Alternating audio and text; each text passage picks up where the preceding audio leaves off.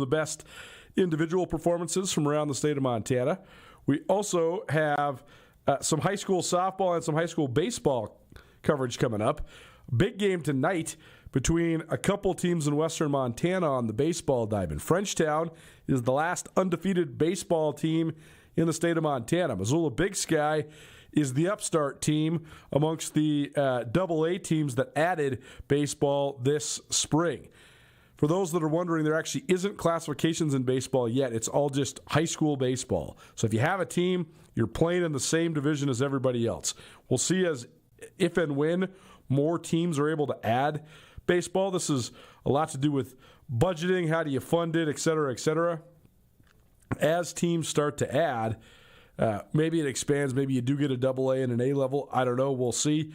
It is a welcome addition to the high school sports ranks, and Big Sky is off to a great start. They pounded Sentinel over the weekend 17-1, and now they get a chance at the undefeated Bronx. Frenchtown has had baseball for a couple years, so they got a little bit of a leg up on some of their Missoula contemporaries. But Big Sky has a great start so far, and Ryan Roche, the head coach of the Missoula Big Sky baseball team, will join us here right off the top. So that's coming up here, I'd say, about 10 minutes from now.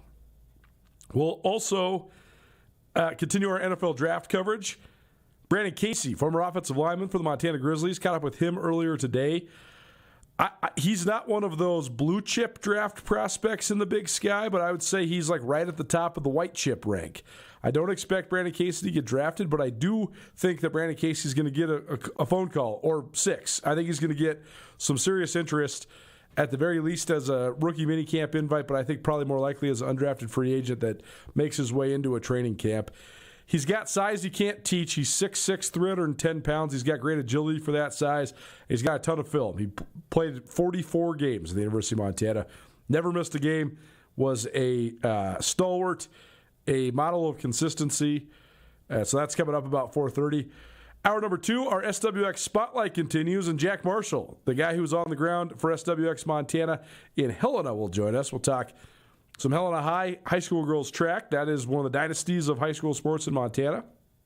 We'll talk some high school softball. We'll talk some Frontier Conference football and whatever else we might get to. Jack's young and up-and-comer in the business, but he is certainly an entertaining guy to talk to, and we'll have a fun time talking to him. We also have, of course, some NBA playoff talk coming up to take you home here. And 3 games on the slate tonight. Bucks-Pacers in Indiana. That starts in less than an hour, about 5 o'clock. Grizzlies-Thunder starts at 5:30. And then the nightcap, Timberwolves-Lakers in L.A. after the unbelievable barrage that Minnesota had. 21 made three-pointers in Game 1 to pull one of the upsets of the first round.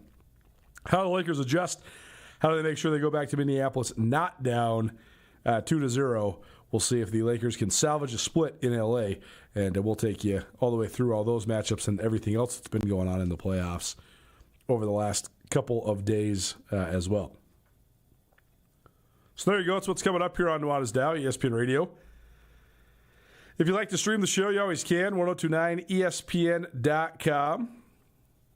Click on Listen Live, and you'll always find the stream. You can always stream us on the ESPN MT app, and you can always stream us now on our ESPN Missoula Facebook page and our ESPN Missoula YouTube page. Please subscribe to our YouTube page. Then you can get little push alerts when this show is coming up, and you can find it both live and archived anytime. So appreciate you for subscribing. One of the fun ideas that ESPN came up with about, half a dozen years ago or so, is this annual story called Prospect X. And they profile an anonymous prospect who's sort of an under-the-radar type of prospect, an overlooked player that could and likely will get drafted, but maybe that a lot of people on the national level haven't heard about. They have profiled Prospect X since 2019. In 2019, it was Drew Forbes, an offensive lineman from SEMO. He ended up getting drafted by Cleveland in the 6th round. In 2020, it was Matt Cole, a wide receiver from McKendree University. He went undrafted, signed as an undrafted free agent with Miami, and then bounced around the league for a while. 2021, it was Christian Ellis of Idaho. Ellis is, of course, the son of Luther Ellis, who's a longtime defensive lineman in the NFL. Christian Ellis went on to become an undrafted free agent by Minnesota. He bounced around for a couple of years, but he was a starter last year for New England, and he's projected to be a starter again this year for the Patriots. His older brother, Caden Ellis, was an NFL draft pick and has been a starter in the NFL for the last several years. He's the starting inside linebacker right next to Troy Anderson from Montana State for the Atlanta Falcons. 2022 Prospect X was Devin Harper, a linebacker from Oklahoma State who was drafted in the 6th round by the Cowboys. 2023, David Durden, a wide receiver from West Florida. He was an undrafted free agent who signed with the Cowboys, and now he's playing in the UFL for the Arlington Renegades. And 2024's Prospect X was Levi Drake Rodriguez, a defensive lineman from Texas A&M Commerce, who became a 7th-round draft pick from the Minnesota Vikings and is on the Vikings' 53-man roster. Well, it's funny because I knew that who the Prospect X was going to be just from various sources and conversations that I had. But when people told me that this was happening, they told me I wasn't allowed to talk about it or report on it, so to say. That said, anybody that read the Prospect X story today, which was written by Kalen Kaler, it dropped today. I mean, I got so many texts. Andrew Houghton was the first one to text me about this. And he said, Prospect X is Tommy. And I was like, how did you know that? Because they don't say his name in here, right? And then I got multiple other texts from people saying, man, this story has to be about Tommy Mellott, right? This story has to be Touchdown Tommy.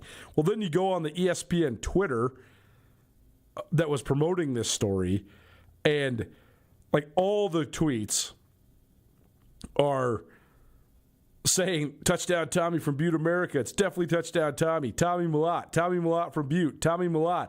Someone says Efton Chisholm from Eastern Washington because I think the clues fit. Somebody else says, nope, it's Touchdown Tommy. Tommy Mellott from Montana State. Tommy Mellott. I mean, this is reply after reply after reply after reply after reply of everybody saying that they know who it is.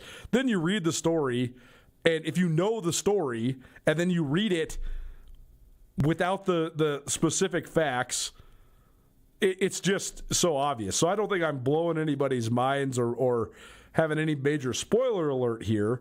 But I say, even though if you didn't know who Prospect X was and you read this story and you were inkling that it was Tommy Mellott, it's really, really good. If you know going in that it's Tommy Mellott, it's still really, really good. It's very well written. I think it gives you some insight. We've obviously written and talked about Tommy Mellott extensively between this radio show as well as Skyline Sports and the Big Sky Breakdown. But this is just sort of an insight into these last several months for Tommy Mellott. And Tommy will join us next week, depending on how the draft dominoes / free agent signees play out. But this was cool. This was fun to read. Andrew, for you, I know you were reading this in the airport. What was the trigger? Like, what was the thing where you're like, oh yeah, this has definitely got to be about Tommy Mellott? Well, I went into it originally being like, who'd be a good fit for Prospect X this year? Tommy Mellott. So I'm going to read the story. Yes. And then sort of the pieces all fell into place. It's like, oh, his head coach has the jersey of an NFL quarterback, a prominent NFL quarterback in his office. And then later in the story, they also talk about Josh Allen sort of sending out his film sight unseen to all the NFL teams. But, I mean, if you follow Tommy Mellott's career, if you follow Big Sky football, there's really only one guy that it can be when you start piecing together the clues in there and, breaking onto the field in his freshman year, played a bunch of different positions on the field, completed 3 out of his 4 goals this year. I think we reported on what Tommy Mellott's goals this were, and he did everything except winning the national championship, and it's just, it was really cool. Yeah, I was just sitting on the plane this morning and reading it before we took off, and it was like, yeah, that sort of aligns with my views as this is a guy who a lot of people in the NFL were going to be paying attention to after his pro day. Yeah, the story's worth reading, so definitely go check it out. I won't spoil the whole thing for you, but the most compelling part was the part where the reporter's obviously hanging out at his house in Butte and talking to his parents. And this is one of the most compelling parts of the story. is that his parents openly admit, like, hey, we knew he was going to be a good, polite young man. Like, that's the values we instilled in him. But they both openly admit, like, we don't know where this athleticism or this drive or this computer-like brain comes from. And that's I think a lot of us parents, we stress out about how do we give our kids the best opportunities? How do we help mold our kids into the most productive versions of themselves? And I do think there's a huge amount of influence that we can have. And I also think there's a huge amount of influence that you can't have. Sometimes you just have a kid that's just downright special, and that might just come from so many different things. The environment that nurtures him, not just his parents, but all the way around holistically, but also just how you're wired, the gifts you were given. There's just so much that goes into all of it. So go check it out. Kaylin Kaler wrote the story. Prospect X is what it's called, and I think you'll pretty quickly learn who it's about, but it's still certainly worth reading. Nuanez Now, ESPN Radio, time for a Prep Extra, probably presented by Farmers State Bank. Farmers State Bank, enriching the lives of Montanans since 1907. I've thought about this a lot. Softball, I think softball becomes really, really fun at the prep level to cover when it gets to tournament time. The lead up to tournament time, it's not that it's not fun to cover, but there's just not a lot of variation to it. Here's what I know about high school softball in Montana. It was very much like this in Washington when I covered high school softball there as well. The dynasties are the dynasties. The programs are the programs. And uninteresting is not the right word, because every piece of competition, every piece of sport has intrigue to me. If you're competing for wins and losses and you're adding to some sort of fabric of a story or fabric of a dynasty, fabric of accomplishment, tradition, you're making history, you're writing history as you are playing, that in itself is just infinitely and always compelling. That said, there is, like, you just know year in and year out that, for example, Frenchtown, Florence, and Polson are going to be really good at softball. There's been really long runs where Columbia Falls has been good. They are the two-time defending Class A state champions. Belgrade has had some moments where they've had some really long, good stretches. And then at the Double-A level, Missoula Big Sky has always been very good in western Montana. Helena High has been good over the years. There's not a ton of variation, and I think that there's something to that. I think that when you have foundations of programs, I think when you have entrenched pitching coaches specifically, like, it's no surprise that Frenchtown, Big Sky, and Florence and Sentinel almost always have great pitchers. They probably all train in similar ways with similar mentors, or maybe even the same pitching coaches. I think a lot of those young ladies, too, grow up playing either with each other or against each other in ASA softball, in, Little League softball. So I think competition festers competitiveness, right? I think that you just get better and better the better players that you play around, either with or against, in your youth, and then you go to your respective high schools and you continue to win. There's also the expectation of winning. I mean, Frenchtown, for example, they're one of the premier softball programs in the state, period. Bronx have won 12 state championships. That's tied with Florence Carlton for the most by any team, regardless of classification. Frenchtown's won 7 state championships since 2005. And guess what? All of them under the exact same head coach, Eli Field. Well, those things are not a coincidence.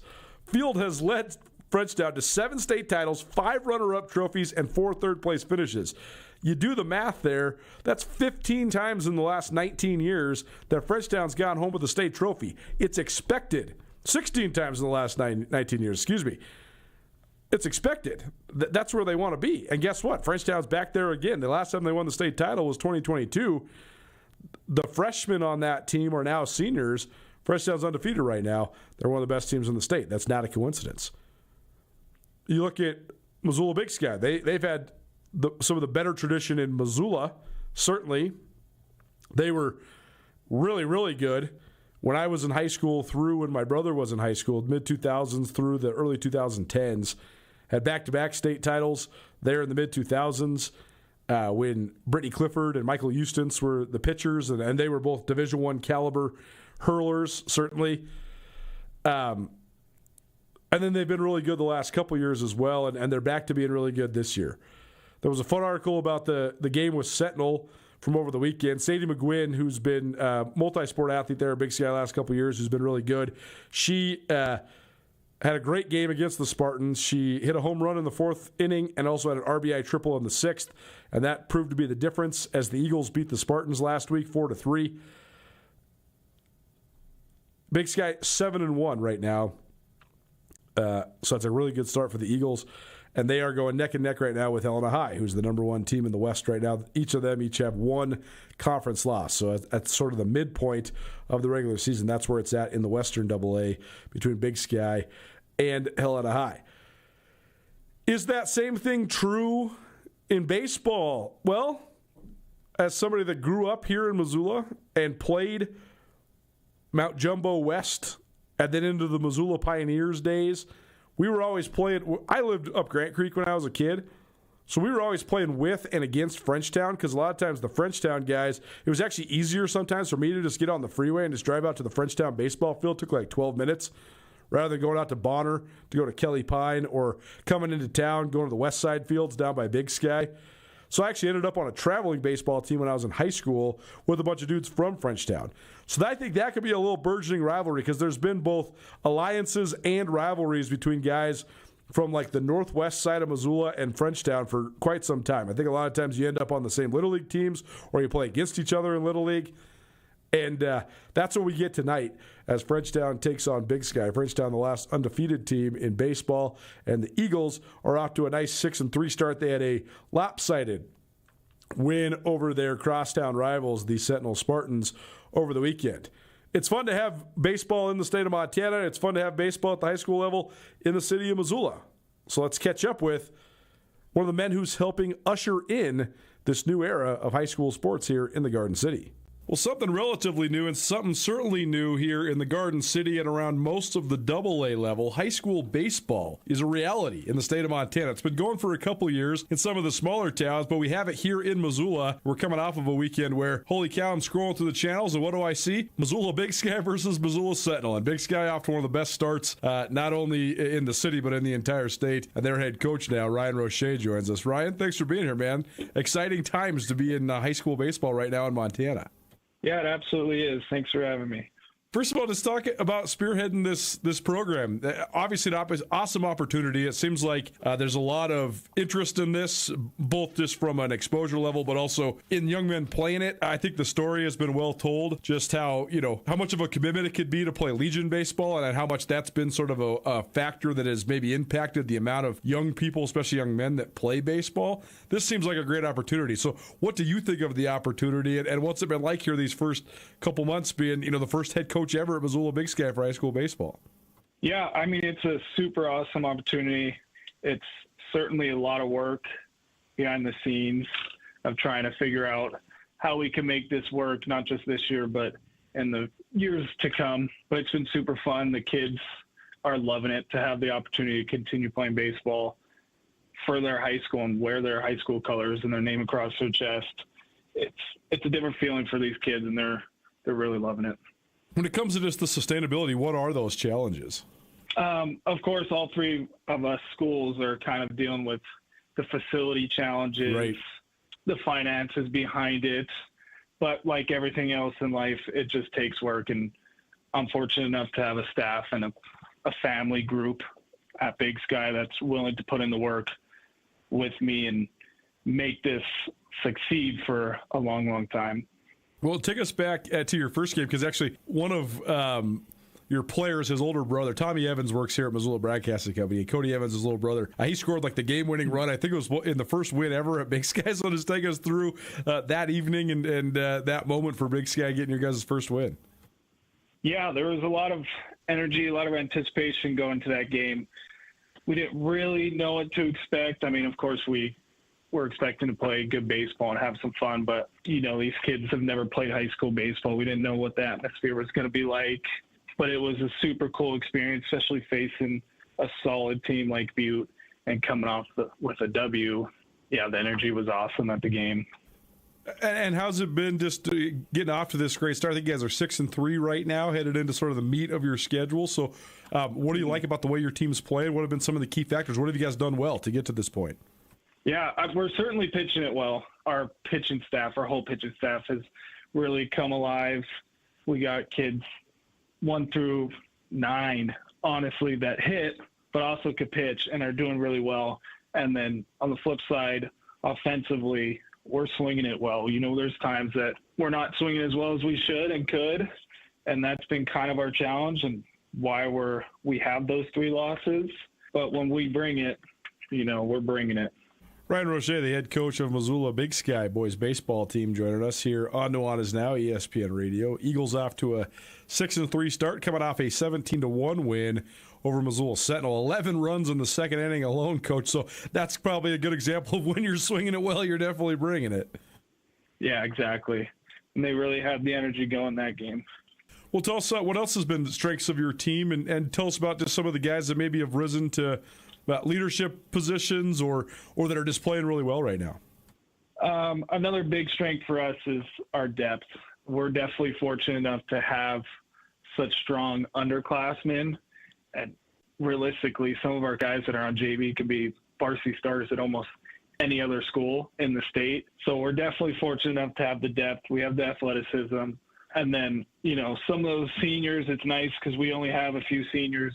They're really coming out of their shell and taking on that leadership role and getting these younger kids up and having that energy, playing the right way, doing the right thing.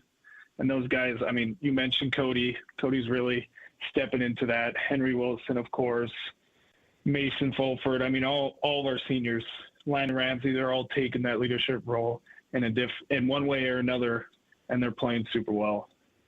Well, one thing I always remember about baseball is when you're having a great time and when you're joking and jiving with each other and the chatter's always there. And it just seems like fun goes hand in hand with success when it comes to baseball, especially when you're a teenager. How's that part going? You guys must be having some fun right now. Yeah, we certainly are. It's definitely was kind of a challenge at first because it's so new to them. Lots of nerves. Lots of what we're teaching is new. I have certain expectations that I like these kids to maintain. And so I think at first it was a struggle for them, but we've been preaching that these last 3 or 4 games. Hey, play our baseball, have fun, and you're going to do well. And we've seen the results. They're smiling, they're joking around, but they're doing what they're supposed to do. And we have a 17-1 game because of it. No doubt. Ryan Roche joining us here on Nuanez Now. The Missoula Big Sky boys off to a 6-3 start after a 17-1 win over Missoula Sentinel over the weekend. When you mentioned the depth, how do you go about developing depth when it is just a brand new program? How has that dynamic sort of occurred for you guys early on here in this program building? We're a pretty small coach staff. There's only 3 of us compared to the other schools who have separate staffs. So I think that really helps us in the developmental process. We're coaching all levels, all ages, all grades. So we're working very closely with our underclassmen, with the upperclassmen to get them all at the same level. We're not singling out just varsity or just the upperclassmen. Everybody's working together. Everybody's getting better together. We're working as much as we can one-on-one with every single player in our program. Well, certainly awesome. What sort of places do you hope your team improves here, and what's maybe the biggest points of improvement you want to see between now and when the postseason rolls around? Biggest thing is the consistency hitting-wise. We're definitely have been bringing it on the mound. We play pretty solid defense. When we get on the bases, we're definitely a threat. It's just we got to bring that consistency at bats. Our bats need to just be more consistent. Well, certainly going to be fun to follow you guys. Give people just the scoop on what's next. I know as we listen to this, as we play this here on a Tuesday, you got a game tonight. So give us the scout on tonight's game and give us just the next week or week and a half for Missoula Big Sky baseball. Yeah, so we got Frenchtown. Obviously, they're the only undefeated team in the state right now. They were our first loss. They're a solid team. They got good pitching, good hitting. They're going to be a challenge, but our boys are up for a challenge. Following them, we got Hellgate at home, which would be awesome to come back and play at home against Hellgate, another crosstown rivalry. And then we got Big Fork, And then the following week, we have Corvallis, Ignatius, Sentinel to end it out. So we got some good teams that we're going to be playing, and this Frenchtown one is super exciting. That's going to be a really big game for us to hopefully come out and win. Frenchtown's always been good all the way back in the day. They've always had great baseball players there, but it's cool to see high school baseball here in the city of Missoula. Ryan Roche, the head coach of the Missoula Big Sky Eagles, joining us here on Nuanez Now. Coach, we appreciate the time and best of luck with the game tonight. Absolutely. I really appreciate it. I'm not going to lie. I'm very jealous of those young men. It's funny. I don't really get sports FOMO anymore, like fear of missing out or fear that I did miss out. I know some people go through that, especially when their sporting careers end, which for most of us is just right after high school or whatever. I didn't play sort of crazy, highly competitive stuff after high school, although I've played some pretty competitive golf in my adult years. But I always kept playing, whatever, rec league, football, basketball, even some baseball, played some club baseball at Montana. That's all to say that it was really, really hard to be a three-sport athlete in Montana when I was growing up if your third sport, your spring sport, was baseball, because you'd get to this certain point when you're 15 or 16 where even if you really loved it, and I really did, you go to play Legion and you just realize that, and I love Legion ball. The Mavs are awesome, and I remember trying out for the Mavs when I was 14 and not quite making it, but then the next year, like making a run at it, and then realizing, like, holy cow, if I want to play varsity football, you got to start going to, you got to lift all summer long. You got to start going to camps, especially if you're like a big guy like me. You're going to play on the lines. You got to spend the summer lifting and training and all that sort of stuff. It's not that you can't do that while you're also playing baseball, but you're just gone so much, and it's just it would be so exhausting to play baseball at that high a level and also train like a football player. So, not just myself, but a whole bunch of guys from Missoula, we sort of made the decision like, hey, we think we can be pretty good in football, and we love basketball too. Let's keep playing baseball, but let's not do the Legion thing because we just need more flexibility within the scope of our summer. So we started this little traveling baseball team, and then we started like barnstorming around, and we would play the teams down in the Bitterroot, like the Red Sox, and we'd generally get some of the Class A Legion teams to play us. The AA teams never really wanted to play us. I don't know if that's because they didn't think we were good enough or because they thought we were too good to just play like exhibitions against. Either way, it kept me playing baseball in the summers all the way through my senior year of high school. And it was more like, 40 games instead of 95 or 100. That's all to say that there's so many people that quit playing baseball in Montana when they're like 13 or 14 years old because they don't have either the resources, the time, or both to dive into the Legion lifestyle. And I get it. It's a huge dedication. For those that have done it, awesome for you. That's super cool. But also, as I always say, the point of youth sports is supposed to make the funnel bigger, not smaller. Like, truly, one of the best athletes I ever played with growing up, he just quit playing baseball when he's 16 because his parents couldn't really afford it to play Mavs, and he just didn't really want to do it. This dude was throwing like 91 miles per hour when we were 16 years old. This guy probably could have been a draft prospect, and he just quit. I shouldn't say quit. He just stopped playing. If there was high school baseball, I think he would have kept playing. And because the entry point is just so much more, the onboarding is easier.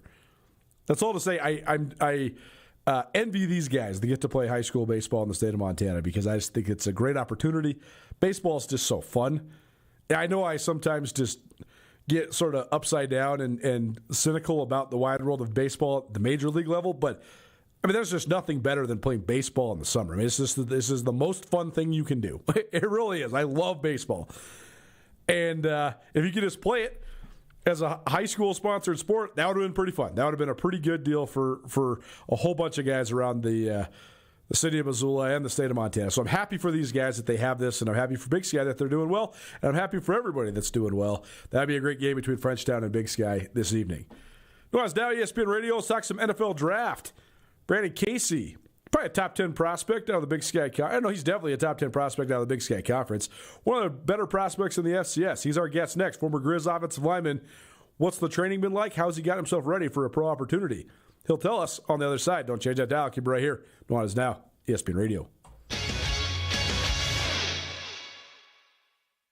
State University of Montana football is a way of life. Lithia Ford has long been a proud sponsor of Grizz football, and Lithia Ford of Missoula is thrilled to have several of the best Montana football seniors driving the best trucks in Montana. Aspen Sound is the premier car audio and accessory shop in Montana. Aspen Sound makes sure the boys are riding in style with tinted windows and state-of-the-art stereo systems. There's always a party in Montana. Whether you're going to a concert, a wedding, or a football game, the Montana Party Bus will get you there. Skyline Sports and ESPN MT cover the Big Sky with more depth than anyone. Check out SkylineSportsMT.com and tune in to Nuanez Now on 102.9 ESPN Missoula every day. My Montana Roots and Wear Your Roots clothing is your go-to spot for the most unique and comfortable lifestyle clothing you'll find anywhere. And get your custom t-shirts to support your favorite player. From 5 local businesses who love Montana, best of luck to the Grizz as they pursue another Big Sky Conference championship.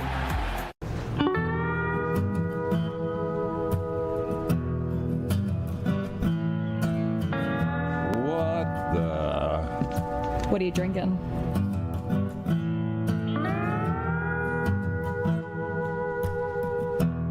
I think I'll have a 56. 56 Counties American Light Lager, a beer for Montanans and friends of Montanans. Access to Montana's great backyard is the best part of being a Grizzly. At the University of Montana, our classrooms are the mountain peaks, river valleys, and never-ending plains of the Big Sky country. We provide students with the hands-on training to protect and enjoy hunting, conservation, and stewardship. launches the careers of outdoor leaders so that they can protect our traditions and ensure they are passed down for future generations. Because what's made in Montana is remaking the world. What is a jewelry design center? JDC is a family-owned business with deep roots in Montana. Why Montana? Because this community made us family, made us artisans, made us believe in love, made us hometown heroes. Because this community made us shine. Why Montana? Because Montana is home. At the Stone of Accord, our liquor store has an extensive selection of Irish whiskeys, wine, and local spirits. We also have exciting events daily, and our complimentary beverages are always served with a smile. The Stone of Accord, Irish fare with Montana flair, restaurant, liquor store, and casino. Bring the whole family to the Stone of Accord for a wonderful brunch. From traditional comfort food to eclectic specials, there's something for everyone to enjoy. And it wouldn't be a proper Missoula brunch without an Irish coffee and a mimosa. The Stone of Accord, Irish fare with Montana flair, restaurant, liquor store, and casino. ESPN Missoula Sports Center. A native of Missoula will compete on the World Trail running stage. Hello, I'm Jeff Safford. Missoula native Adam Peterman has secured a top spot on Team USA for the 2025 World Mountain and Trail Running Championships. The 29-year-old runner earned his way by winning the Gorge Waterfalls 100K in Cascade Locks, Oregon on April 12th. Peterman finished in first place with a course record time of 7 hours, 59 minutes, and 30 seconds. The World Championships will be held September 27th in Spain, and it will be Peterman's second trip to the event. The Missoula Hellgate alum traveled to Thailand for the 2022 edition of the championships as well. The Montana football team has received its first transfer commitment since the spring transfer portal window opened last week. Kennesaw State wide receiver Blake Bohannon committed to the Grizzlies Sunday night. He announced on social media he comes to Montana with 1 season of eligibility remaining after he spent 4 seasons with the Owls. Bohannon started for 3 seasons, totaling 43 receptions for 654 yards and 2 scores in 35 games over 4 seasons. Bohannon's most productive season came in 2024 as he caught 24 passes for 289 yards in 12 games.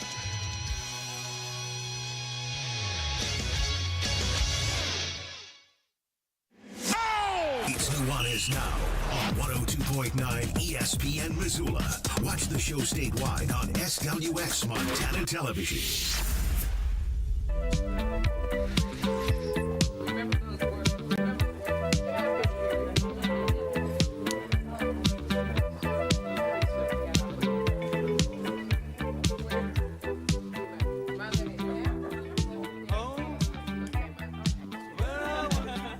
Welcome back. Nuanez Now, ESPN Radio. NFL Draft coming up Thursday. The formative part for those that want to see Big Sky Conference / FCS players perhaps get their name called will play out on Saturday. That's when the 4th, 5th, 6th, and 7th rounds are these days. They used to be a different formula, but now they do the first round Thursday night. Then they do the second and third rounds Friday, and then the all-day event on Saturday. Draft this year is in Green Bay, Wisconsin. Our owner here at Missoula Broadcasting Company hails from Madison, Wisconsin. I lobbied hard that we should make a trip to Wisconsin. I said, let's go. We got to go to Green Bay. You got to take me. I almost convinced her. It was close. I almost convinced her. But instead, I got a family thing this weekend, so I'm going out of town. So no show Friday. We'll have shows Monday through Thursday, and we'll have full draft reaction for you on Monday and Tuesday of next week. One of the top draft prospects in the state of Montana, our guest right now. Our NFL and CFL draft coverage continues. A lot of lead-up coverage here because I do think there's a bunch of young men from across the state of Montana that definitely at least gave themselves opportunities to perhaps hear their names called, but more importantly, have their phones ring sometime over the next couple of days. NFL draft starts Thursday. The CFL draft starts next Tuesday. We heard from Keelan White yesterday. Today, joined by another former now Grizzly, an All-American offensive tackle the last couple years and a 4-year starter for the Grizz. Brandon Casey, our guest. Brandon, thanks for being here, man. How you doing? I'm doing well, Colter. Thanks for having me on. Of course, man. Happy to have you on. Sorry I couldn't get you on Pro Day. I actually had to skedaddle out of there, and I didn't get anybody on Pro Day, but I figured I could track you guys down during this week. But just take people through your process. The season ends, and then you sort of turn the page and dive into training for the Pro Day and getting ready for, potentially professional football career. So what's it been like for you? Where were you training at? And just take us through sort of the day-to-day for Brandon Casey here these last 3 months. Yeah, once the season ended, it was a pretty quick turnaround for me. I signed with an agent. I kind of got going on the process of training for Pro Day. But before all that, I actually went down to Dallas, Texas, and I played in the Collegiate Gridiron Showcase game, which is just a bunch of seniors from all around the country get to kind of compete and showcase their skills in front of all the NFL scouts were there, and a lot of CFL scouts and everyone in between. And then from there, I actually flew down to Minnesota, and I was training in Minneapolis for about 3 months and I did that at a place called ETS Performance just outside Minneapolis there. Well, very cool. I actually met your agent at the Pro Day, Chris Murray, and a former Grizz himself, so that's kind of cool. Played receiver at Montana in the late 1980s. So when you first get a call from an NFL agent, what was that experience like? What did you think? That had to be pretty cool for you. Yeah, it had to. It was a really cool experience for me. I've always heard like the horror stories about agents, so I was a little skeptical kind of with all the calls I got, but no, Chris ended up being a great guy. I have nothing but good things to say about him and our relationship so far. Well, very cool. When it came to the training, how'd that go? How did it compare to what you've been doing at Montana for the last several years? It is so funny the way they sort of boil it all down, right? And you're especially for an offensive lineman like yourself, right? I mean, certainly how agile you are and how quickly you can move helps, but you're not necessarily the guy that's going to go run a 4.4 40 either. So what was it like getting ready for these drills, and how do you sort of give yourself the best opportunity when you are maybe not a junior Bergen that's trying to run a 4.45 or whatever? Yeah, I mean, for me, the training was a lot different. I had always trained like a football player, like an offensive lineman, and to kind of flip that around and start training like a sprinter, jumping, sprinting, all this lateral quickness, like the training's different. And so I think that was kind of a change up for me, which is, I think is a good thing too, just in a way, because for my whole career, I've been training like an offensive lineman. I've been lifting heavy, doing that kind of stuff, and to kind of slow down, break it down, and really learn how to run, learn how to get out of a 40 stance, and then train like a sprinter was kind of something that's unique and was a lot of fun for me, actually. Brandon Casey joining us, former Grizz offensive lineman. He is amongst one of the top NFL draft/free agent prospects coming out of the Big Sky Conference this year. How did your testing go compared to maybe how you expected it to on your pro day? Yeah, my testing was good. I pretty much PR'd and everything. Nice. Except my 40. But I kind of had some hamstring issues during my training, and so to be honest with you, I was happy that I put down the 40 I did, and that I didn't do any damage to it, and that I was able to get to my position work and do my best there. Well, I talked to Nick Ospo the day of the pro day, and he was saying that you guys were certainly kind of feeding off each other, like some friendly competition, driving each other forward. Did you feel that on that day? Yeah, absolutely. And the NFL scouts are there, your adrenaline's pumping, and so I think that helps a ton as well. It's so interesting for all prospects, but I think particularly linemen, where this testing can certainly hurt you, and it can help you a little bit, but more than anything, you just want to keep the door open and then hope they go watch your film, right? And you have so much great film, and obviously a great frame at 6'6", 310. So how much of that just goes through your mind, and how much do you then just sort of lean back and say, hey, I know what I've accomplished so far in my career. I just got to get these guys to check in deeper on all the things I've done during my actual football career. Yeah, I mean, at the end of the day, your film is what matters. Luckily, like you said, I've had a lot of film for them to go back and watch. But with that being said, I think that pro day definitely helped me. I think that a lot of the scouts were surprised at just how much my body's changed in the last 3 months, and that I looked well and that I put up really good numbers. And I think that it helped them go back and get a second look at some of that film and some of the things I was able to do this season and the past 3. Just get another chance to be out there with a bunch of your now former teammates, but getting a chance to sort of compete in Missoula one more time. What was that experience like? It was a blast. I mean, anytime you get to go out there and compete with the boys, whether it's pro day or practice or a game on Saturday in Wa Grizz, it's a great time.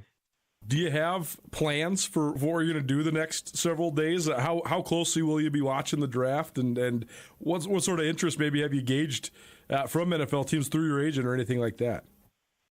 Yeah, I mean, I've gotten calls from a lot of the teams. I've talked to quite a few, and I will be watching the draft closely, whether my name's called or not. A lot of the guys I trained with, some of their names will be called, so it'll be fun to see them.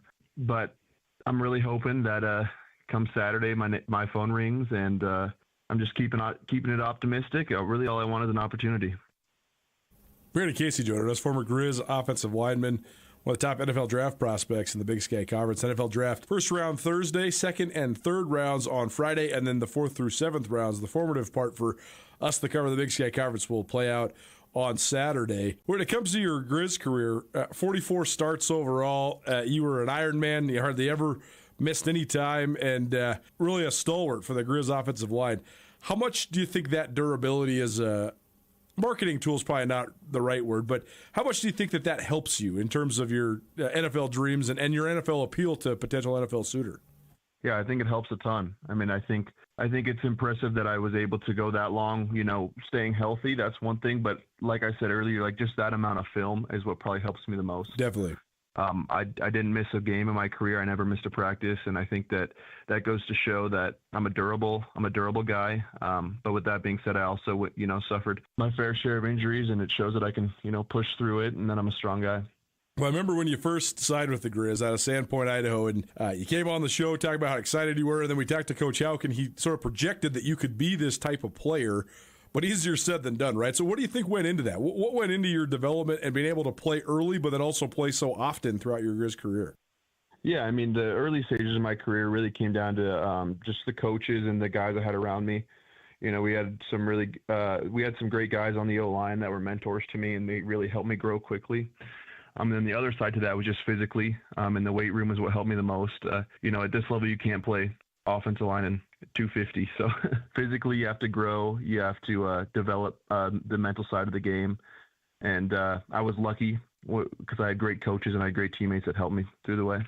Well, certainly an exciting time for you and all your fellow now former teammates. If an NFL team is to take a chance on you, what are they going to get in Brandon Casey if they draft you or sign you to a free agent contract? Yeah, I mean, I think they're going to get an extremely hard worker. I think my resume through the last 4 years has proven that. I'm a guy who's going to show up every day and give it my best effort, and I'm going to play to the best of my ability on Sundays over and over and over again. Well, last thing for you then, just having your college career come full circle and get an opportunity to continue playing after college, which is such a rare thing for any athlete. What has the University of Montana done for you in terms of propelling you forward, and what will you remember or take away from this experience that you've had over these last 5 years in Missoula? Yeah, I loved my time in Missoula. I wouldn't trade it for anything. The University of Montana has brought me many great connections, great friendships. It really just the people I've been around, whether it's the faculty in the business school or just the coaches and my teammates. It's been an incredible experience, and it's set me up to really propel outside of football in the next stage of life. What's next if and when the football dream is over? I know you got your degree already. Any other big plans on the horizon? Yeah, I got a lot of ideas right now. I've been focusing, Yeah, I'm sure. Making sure that I'm still playing football in a few months, but I got a lot of ideas. I just don't know yet. I kind of have to figure out what I don't want to do first, and right now I know that I want to play football, so I'm going to chase that dream as long as I can. As you should. That's exactly what you should do. Keep on chasing that dream, and we'll be rooting you along this upcoming weekend. Best of luck with everything, man. I hope that it all goes your way. I think you're going to get a shot here, but we appreciate you for taking some time for us here today. Yeah, thank you, Coulter.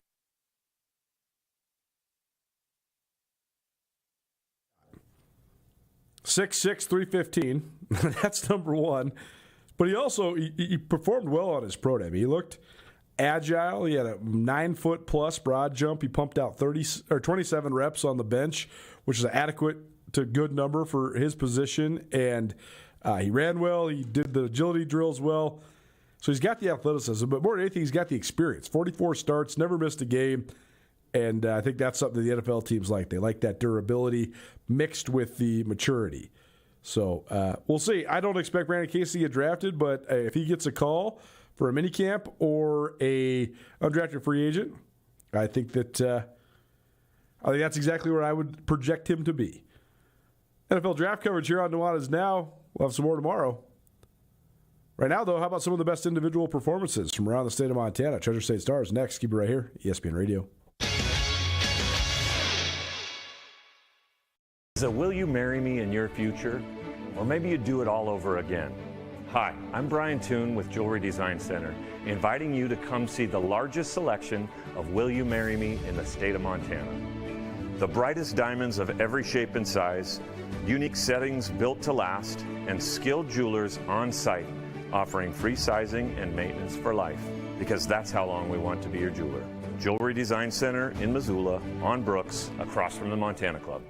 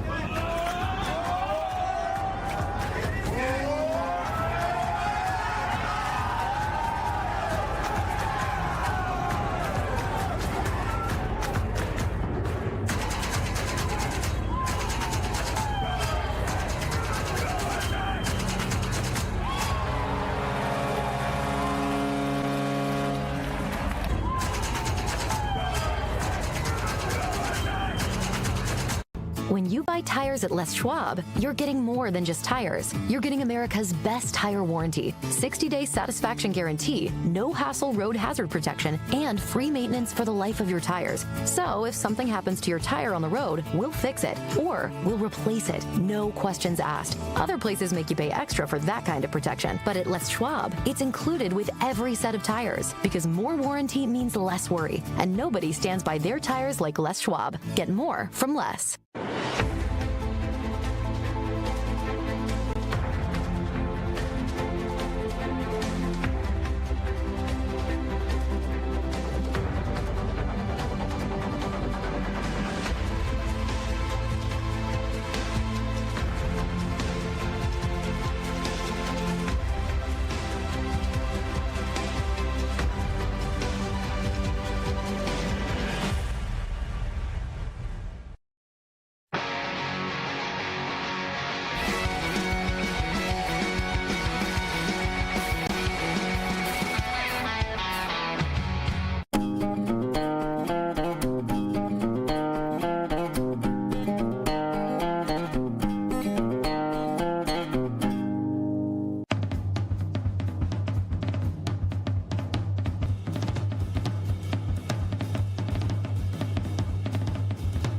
Tuesday, every Tuesday on Nuanez Now. This is Nuanez Now on 102.9 ESPN Radio Missoula. Well, there's a light in your eye that keeps shining, like a star that can wait for a night. I hate to think I've been blinded, baby. What can I see tonight? Welcome back. Nuanez Now, ESPN Radio, SWX Montana Television, and the ESPN MT app. It's a Tuesday. That means it's a Taglieri Tuesday. We got tag for you. All you got to do is text us, 406-888-1029. That's 888-1029. You want free Taglieri Deli. The sandwiches are what keep you coming back for more, but you can use the gift cards on anything. They have wine. They have pasta sauces, olive oils. Text right now, 406-888-1029. And any and all texts will get you entered in to win a $25 gift card to Taglieri Delicatessen. Tag Tuesday, every Tuesday here on Nuanez Now. Time for some Treasure State Stars. Best individual performances from around the state of Montana. A wide range of sports to cover. Treasure State star number 1, Sydney Brewster. She broke a 28-year-old Big Sky Conference track and field record last week. She threw the shot put over 54 feet, which is the 22nd farthest throw in the world this year.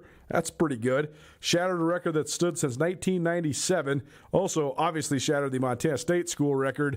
And for her efforts, she was the Big Sky Conference Field Athlete of the Week. Thursday star number 2, Elliot Banzinger. She is a prodigious tennis player at Missoula Hellgate. Banzinger beat Kalispell Glacier's Leilani Lenars in straight sets last week, winning each 6-0, 6-0. It's the latest success that's been defined by nothing but winning for Banzinger. She has an unblemished record, period, in her high school career. She's never lost.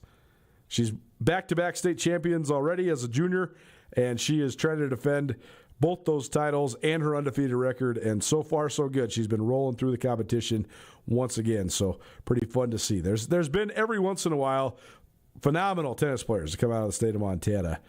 I remember when I was in high school, Ristine Olsen was as good as they come. I mean, she was undefeated for 4 years in a row, and she went to the University of Texas and was an all Big 12 performer there. So it can happen. It's not that common, but it's happened before. Church State star number 3, the Grizz men's tennis team blanked rival Montana State last week, and that helped boost them to the 3rd seed headed into this week's Big Sky Conference tournament.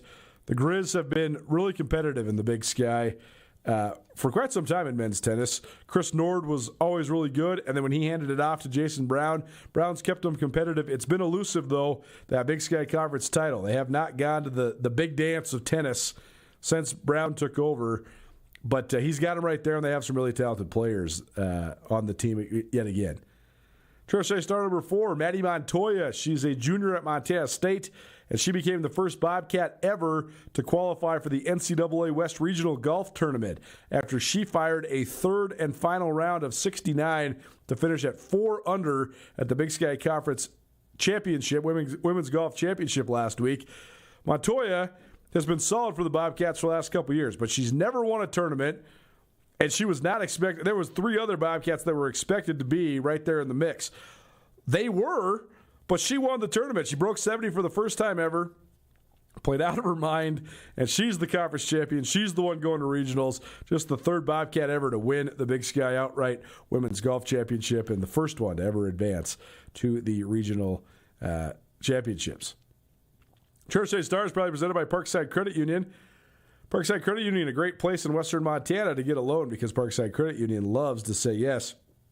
High school track and field standouts from this last week.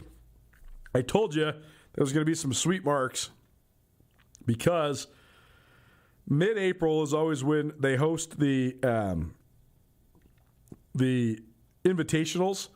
So there's these various invitationals. One of them's the Optimist in Helena. It's girls only. And then one of them's the Swede Dahlberg in Butte. It's boys only. And then they start getting into the top 10s. Being around better competition plus better weather from all across the state, it certainly boosts up your performance. So we saw a lot of great performances over the weekend, including Avery Gertis. Avery Gertis from Huntley Project. She's already a two-time state champion in both the 400 and 800-meter hurdles, and she hasn't run the 800 yet this season, but she's picking it up right where she left off in the 400 meters. She clocked a personal best time of 57.40 seconds, which is the fastest in the state this weekend. This was at the Billings Central Invite, which is another one of those sort of mid-season challenging track meets. Gertis also leads Class B in the 200 meters at 25.68 seconds. She's hit state qualifying marks already in the 100 meters, the triple jump, and the high jump. So she's definitely making waves. She was the state champion in the triple jump last year and second in both the 200 and the high jump. So she does it all. She's a 100, 200, 400, 800, long, triple, high, everything. she's an unbelievable athlete there at Huntley Project. So certainly a fun one to follow. Trail State star number 6, Sealy Swans Lillian Boyd. She heaved the disc 139 feet 8 inches Friday at the Sealy Swan Invitational. She was competing against the reigning Class B champion Alexis Deming of Plains, and Boyd got the best of Deming. Deming threw almost 130 feet, but the 139.8, a personal best for Boyd, and that's the top throw in the state of Montana so far. Trail State star number 7, Madeline Todorovich. She is the best, in my opinion, track athlete in the state of Montana. That's why she's going to Baylor, and she's already got top marks in multiple different events. Well, she got a couple other top marks in multiple events over the weekend at the Optimist in Helena. She ran the state's best time in the 300-meter hurdles, 44.71 seconds, and half a second from her personal best. She also went over 18 feet in the long jump, 18 feet 6.5 inches. Her sister, Logan, who's at Baylor already, she has an all-time state record, 19 feet 4 inches. So Maddie is certainly creeping up on that already midway through her senior year. 18 feet 6.5 inches is a top 10 jump in the history of the state, no question. A couple other standout marks worth noting from the Optimist. Gallatin's Hazel Cooper ran the best time in the state in the 1,600 meters. Kalispell Flathead's Olivia Reinhart ran the best time in the state in the 100 meters. And Billy Scavy's Ray Smart, who's also a great basketball player, she had the best mark in the state in the shot put. Couple of boys standout marks. Sam Henderson from Butte in the Swede Dahlberg in Butte. The local boy, well, he just straight up soared in the triple jump. He became the first boy in a couple years to go over 47 feet in the triple jump last week. This week, he goes 48 feet and some change. Just the fourth Montana jumper in the last 25 years to go over 48 feet in the triple jump. Pretty impressive. And then the last one worth highlighting, Treasure State star number 10, Aston Brown. He's appeared on this show a couple times in this segment, and he had the best shot put mark in the state. He's been gunning for that 60-foot mark, which is a hallowed mark in high school track and field, and he got it, 61 feet 2.5 inches. So he had already had the best throw in the state, but now way, way past that and into that 60 feet range, which is, I'm guessing, probably top 20 all time in the state. There's probably not been very much more than 20 boys high school track athletes that have thrown the shot put more than 60 feet. So impressive from Aston Brown of Polson. Hour 1 in the books. Hour 2 coming at you. Treasure State Stars, by the way, proudly presented by Parkside Credit Union, your best place in western Montana to get a loan, because Parkside Credit Union loves to say yes. Hour 2 coming at you. SWX Spotlight. Jack Marshall from SWX Montana Television joins us. We'll also talk plenty of NBA playoffs as well. That's all next. Don't change the dial. Keep it right here. It's 102.9 ESPN Radio. At Shields, we're anglers, endlessly seeking and refining techniques. We're hunters and storytellers, because we've been out there. We're experts that put products and gear to the test so we can share that knowledge with you. At Shields, we understand your outdoor journey and the path you're on, because we walk it too, every step of the way. Shields, right there with you.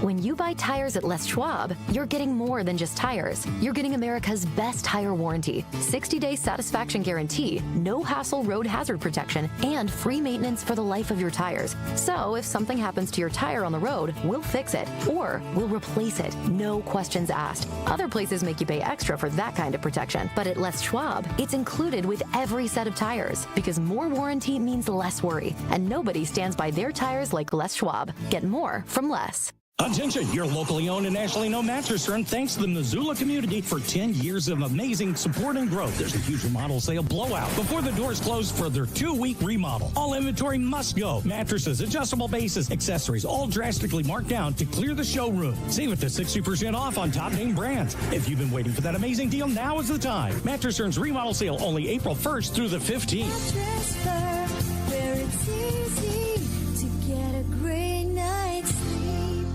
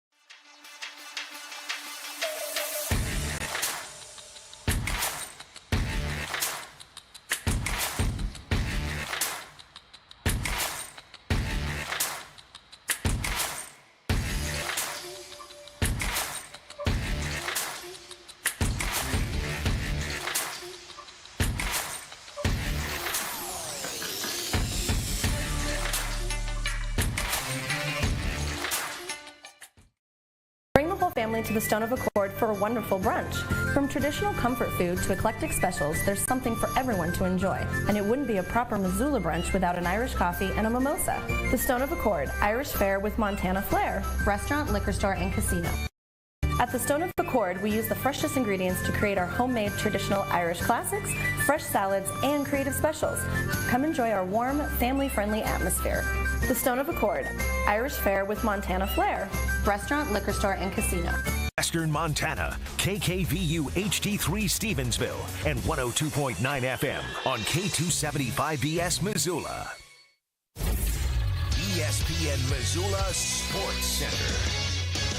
A native of Missoula will compete on the World Trail running stage. Hello, I'm Jeff Safford. Missoula native Adam Peterman has secured a top spot on Team USA for the 2025 World Mountain and Trail Running Championships. The 29-year-old runner earned his way by winning the Gorge Waterfalls 100K in Cascade Locks, Oregon on April 12th. Peterman finished in first place with a course record time of 7 hours, 59 minutes, and 30 seconds. The World Championships will be held September 27th in Spain, and it will be Peterman's second trip to the event. The Missoula Hellgate alum traveled to Thailand for the 2022 edition of the championships as well. The Montana football team has received its first transfer commitment since the spring transfer portal window opened last week. Kennesaw State wide receiver Blake Bohannon committed to the Grizzlies Sunday night. He announced on social media he comes to Montana with 1 season of eligibility remaining after he spent 4 seasons with the Owls. Bohannon started for 3 seasons, totaling 43 receptions for 654 yards and 2 scores in 35 games over 4 seasons. Bohannon's most productive season came in 2024 as he caught 24 passes for 289 yards in 12 games.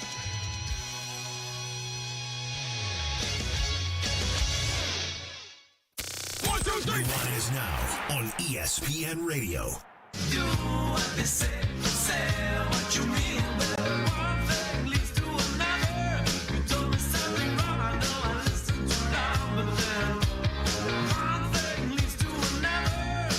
The impression that you sound horses in and out like I said, but the long face that you see comes from living close to your fears. Welcome back. Nuanez Now, ESPN Radio, SWX Montana Television, the ESPN MT app, YouTube, Facebook, Twitch, all the fun stuff. Appreciate you for hanging out with us here on this Tuesday evening. I'm Colter Nuanez coming to you, the ESPN MT studio here at the Missoula Broadcasting Company. If you missed anything in the show, you can always find it on the Nuanez Now podcast, which is proudly presented by the M Store, where they're all grizz all the time. The Montana State Bookstore, your best place for blue and gold on game day or any other day.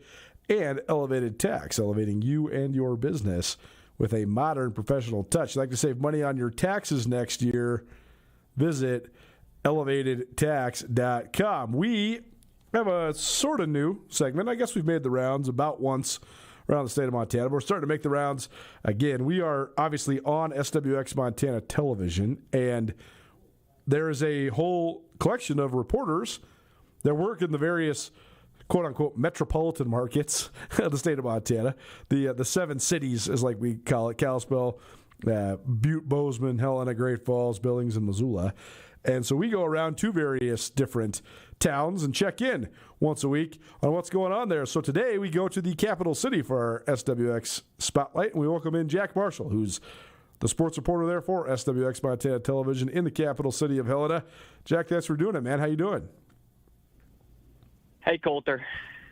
I know you just got out of the softball game, so give people the scoop. We were talking some high school softball off the top here. I know you had Capital Belgrade, so what's going on with those two programs? How did it go? Who was the winner today?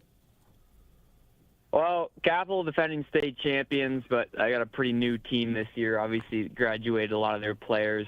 They got 4-1 in the second inning today, and then the Belgrade Panthers scored 11 in the third, and they went on to win 12-4. So I think Belgrade's looking like a pretty good team as a non-conference game there, but Belgrade took the win this afternoon.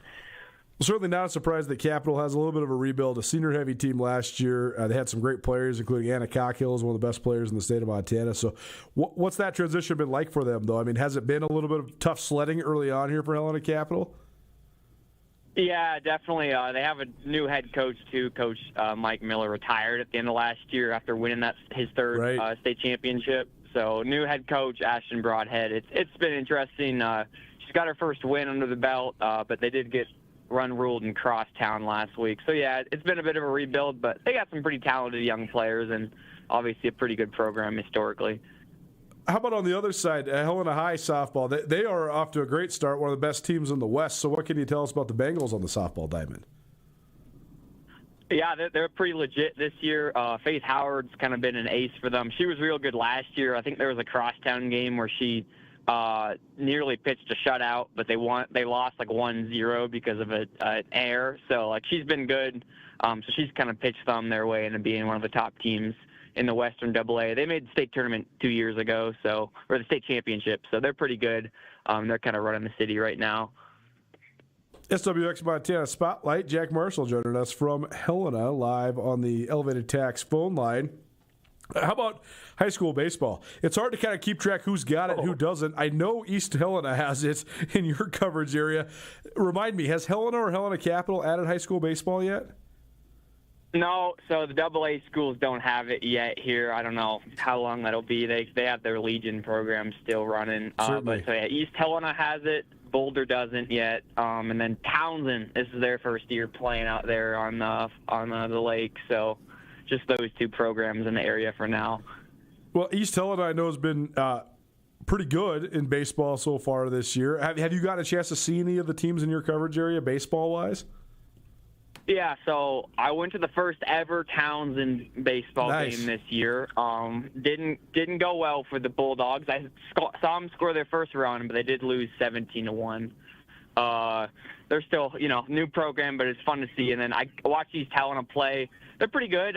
They beat Park High. Jack Taylor, who was their quarterback on their historic football team this season, is going to go play football at Dickinson State. He's on the team, and he's pretty fun to watch. So they got a win against Livingston, and when I watched them, they're pretty good. Obviously, you said baseball's pretty kind of fun to track so far early in the state. So never know at the state tournament. They could make some noise if they get in there. Well, tell us about just the emergence of East Helena High School, because I think that's been something that's been talked about a lot in your neck of the woods. Certainly, East Helena has produced great athletes throughout the years, and for years and years and years, those kids either went to Helena High, or some of them would even drive out to go to Boulder, go to Jefferson County High School. But now they have their own high school there. How have you seen it impacted? Because East Helena has become pretty good in a variety of sports. They've been good in basketball. They were good in football last year. So how do you think it sort of affected the general area that you're in, just having another high school of a relatively good size there in that part of the world? Yeah, it's been pretty interesting. Honestly, if you look at it, it's hard not to say that it's really affected Helena High. Helena High's numbers have dipped a bunch. And then you look at these kids who play at East Helena, like, Jack Taylor and all those football players they had over there. They had 3 college commits at least this year. Those kids would have all been Helena High guys. They would have been good. And then basketball, DeAndre Ellis, only junior this year. He's one of the top scorers in the state in Class A. Helena High boys got 3rd at state. Like, they had a great year. I can only imagine if he played for them, right? So, yeah, it's taken away from some other programs. But at the same time, you never know. It's good for East Helena. It's fun to see A schools come here because we don't have a lot of other A schools in the area. So it's fun. It's fun in that aspect. And, maybe down the road, East Helena will become a 3rd AA school in the Helena kind of area. So that'd be pretty interesting. But for now, it's been interesting, and Helena High has kind of taken the biggest punch, definitely, from that. Yeah, the most interesting part is that there was to be 3 AA high schools there. Helena High would have to be the one that actually hangs on, right? Because I expect East Helena to continue to grow. Helena High's been the one that's been dwindling. So can the Bengals stay? Because I think right now they have one of, if not the lowest enrollments of any AA high school, right? I think it's them in Belgrade and maybe Big Sky. So can they hang on in AA? We'll see. Certainly an interesting dynamic for some of the emergences of these new high schools. Jack Marshall joining us here on Nuanez Now, ESPN Radio, our SWX Spotlight. He is XWX Montana sports reporter there in Helena. When it came to the winter sports season, what were some of the most fun stories that you covered, Jack? What were some of the things that really stood out to you in terms of your coverage area and some of the stuff you really enjoyed during the winter sports season? Well, going into winter, obviously Helena Capital won that football state championship. Totally. I know it's technically fall, but covering some of those games, it certainly didn't feel like fall. It felt like winter with the snow coming down. But winter, I really love high school basketball. Obviously, growing up in Shields Valley, I played it and got to go to divisional or district divisional tournaments, and we'd always go to whatever state class was being played in Bozeman. So this year, I just really kind of jumped into that. I covered a game at every level this year in class basketball, from AA down to C. I went to 3 different state tournaments, too, so that was just my highlight that week. I was in Butte, Bozeman, and Missoula. I watched a lot of really talented basketball players play, so that was probably my favorite part. Obviously, also got to come over and watch the Grizz men's basketball team play, and the Carroll teams are pretty good this year, too, so got some good college hoops as well. Who was the best player or players that you saw this year in hoops? Oh, that's a hard one. I mean, I only got to see him once, but that Class B state tournament was fun. I know you were there, Coulter. Totally. Ray Johnson for Loyola was electric. They were a unit. And then Paige Loafing was, oh my gosh, she was step back threes in the state championship. She was playing like it was kind of like street ball recess game out there. She was really fun to watch. And then obviously watching the Ellis kid, like I said earlier, from East Helena, he was a really good ball player. And then the whole Box Elder boys basketball team, maybe individually they're not the best players in the state, but they're one of the most fun teams I've ever watched. Yeah, definitely. There was a lot of great storylines. It was really fun that a lot of the great storylines in basketball this year were from some of the reservation towns, some of the really small towns, the Class B and the Class C storylines. I thought those were really fun this year during winter sports. Jack Marshall joining us here on Nuanez Now, ESPN Radio, SWX Montana Spotlight. How about right now in spring sports? One of the big stories that we talk about a lot coming out of Helena is the Helena High girls track and field team and some of the great athletes that they have, led, of course, by Madeline Todorovich. And we have a Tuesday segment, Treasure State Stars, some of the best individual performances from the week. She's been on it every single week so far because she's had a new state best. So what's it been like covering not only the Todorovich sisters the last couple of years, but also just that dynasty there at Helena High? What do you think it is that makes them so dominant like they have been these last handful of years? Yeah, I mean, it's hard to say, kind of point at one thing. I mean, the Todorovich family has certainly helped that. Jesse Zentz, a former University of Montana guy, is a great coach and is a big part of the community. And they also have a really good youth running program here in Helena. So they kind of raise them from when they're young. But they've been super fun to watch. And just the boys team also this year is pretty good, and I think the Helena High girls team's going to have a chance to four-peat at the state tournament or state meet up in Kalispell this year. So they've been fun to watch, and Capitol High also has a bunch of super good athletes on the track side of things. So, yeah, I don't really know what the reason for success, but obviously Maddie Todorovich has been super fun to watch her run, and watching Logan run last year, and now seeing Logan compete at Baylor is pretty crazy, honestly. She was all Big 12 this last year in the multis already as only a freshman. So they're certainly making waves and representing Montana super well. Yeah, I've thought about the Helena High track thing quite a bit because I do think, like you mentioned, I mean, Jesse Zentz was a high-level athlete himself. You know, he ran at the University of Montana and then continued to be really competitive in distance running across the state in his post-collegiate career as well. So I think he's got a system. Also, just talking to some of those girls, that they have always said that sort of the fact that track is cool at Helena High and that they have this success, but also this consistency and this whole standard of excellence. I remember Kylie Hartnett talking about that, the great distance runner who then went on to the University of Utah. So you think that there's probably a culture there too, right? I mean, we see it on the opposite side of the spectrum with Hellgate football, for example. Like everybody always asks me, how is Hellgate always just bottom of the ranks in football? It's like, well, it's hard to get people to come out to be a part of something where you don't ever win. I think it's a heck of a lot easier to get people to come out for something where you win all the time. And I think that's what Helena High is experiencing right now. I think it's just a fun, cool, and also very successful thing to be a part of there right now. Yeah, I think you're exactly right there. They had a whole motto that I think they've carried into this year that kind of they had last year called For Her, where they were kind of just talking about running for, you know, the old versions of themselves, or like, you know, also just like the younger, you know, runners in the community and stuff, and just kind of running for each other, the girls track team at Helena High. And you can definitely see that, and it's worked out pretty well. And the Novas, as I said, the younger running program has done it. And yeah, there's a lot of buy-in, and they all support each other. You see them cheering for each other at the meet. And I mean, last year at Great Falls, obviously I produced a lot of social media content, as you know, Coulter. Like the Helena High girls track team stuff that I posted, just videos of them, like, you know, winning the 4x1 and other stuff like that, 4x4 too. Did some of the best of anything all year. I did, got like, you know, thousands of views of just because I think obviously they have a lot of buy-in there, and there's a lot of people who are interested in that and think they're really good and enjoy watching them, and it seems fun to be a part of their team. Certainly super fun to follow along with, and it's always great to cover these super successful teams. Jack Marshall, our SWX Montana Spotlight. What else are you excited about this spring? Any other good storylines or good stories you got cooking here? Oh, man. Well, sort of similar vein there to track. I mean, we got the big Score to Cam meet coming up this weekend. So obviously Helena High is good. A fun thing is Helena High's boys team, they're also pretty good this year. They're going to be a state contender. And Aiden Simmons, their senior, he won the high jump as a sophomore state championship. He's committed to Boise State already. I know he's looking to be really good in the triple jump too this year, long jump. But he has a younger sister who's a freshman who, last I checked, has the best time in the state in the 100 as a freshman, which is pretty absurd. So it'd be fun to watch the Simmons siblings go. And then it's softball season still. We got 2 broadcasts coming up on SWX this week, tomorrow at Carroll and Friday at UM. Well, very cool. I got to ask you about one of the stories that made waves around Western Montana, specifically in Missoula, where we're broadcasting from here today. You mentioned the Helena Capital football team, and they had such a great run this last year and filled with great athletes.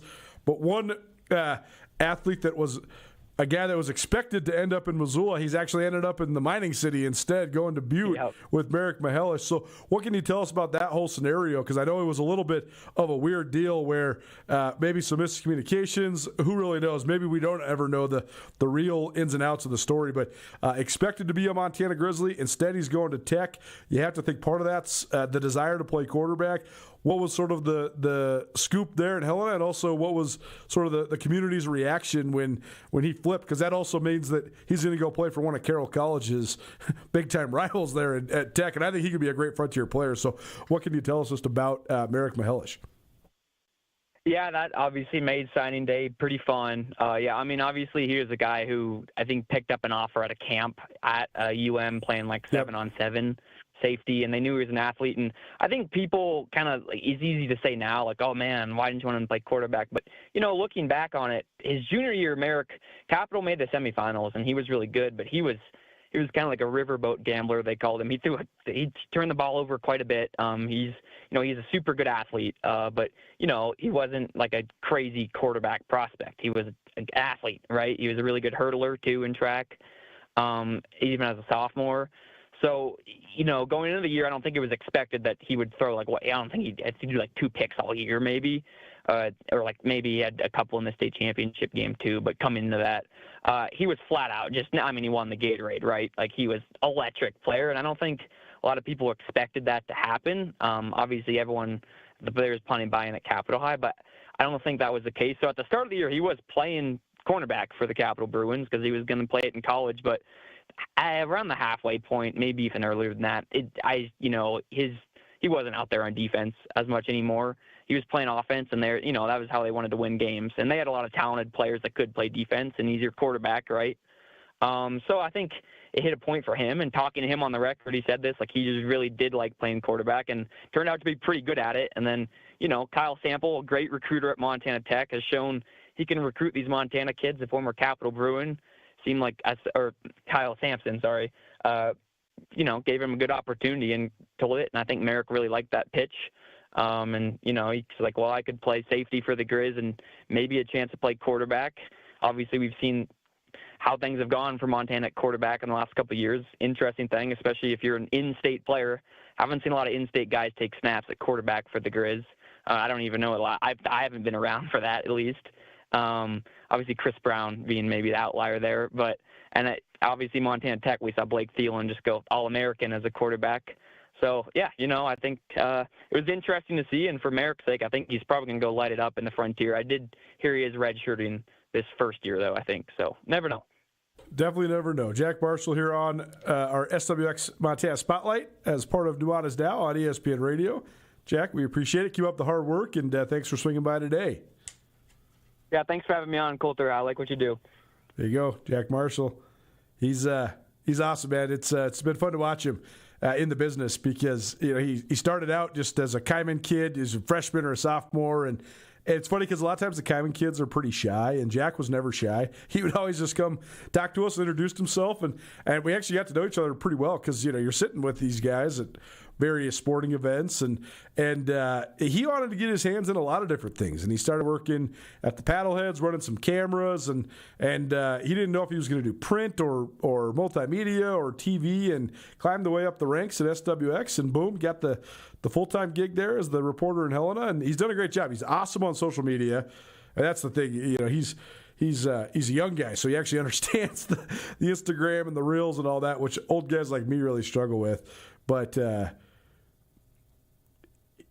definitely proud of him, and love having him on the show, and hope he keeps working hard because he's a good one. He's a fun guy to be colleagues with here in the state of Montana. Nuanez Now, ESPN Radio. What's going on in the NBA? There's some interesting ones. How about the Clippers? How about Kawhi Leonard? We'll talk about that. We'll talk about Cade Cunningham. Is he the breakout star of the NBA season? Got to be one of them.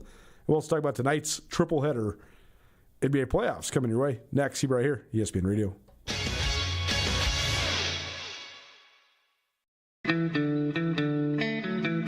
For 20 years, there's been a sound that's helped define Missoula. A sound as unique as the people who call this place home. The Trail 103.3. We're grateful. We're honored. We remain true to the community and true to the music. Tune in for the celebration. Tune in for the party. Tune in for the next 20 years. We can hardly wait. I can't wait. The Trail 103.3.